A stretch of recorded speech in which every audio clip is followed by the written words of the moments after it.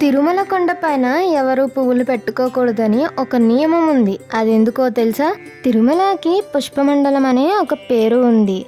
తిరుమల కొండపైన పూసిన కుసుమాలు అన్నీ కలియుగ దైవమైన శ్రీనివాసుడికే చెందాలని నమ్మకం.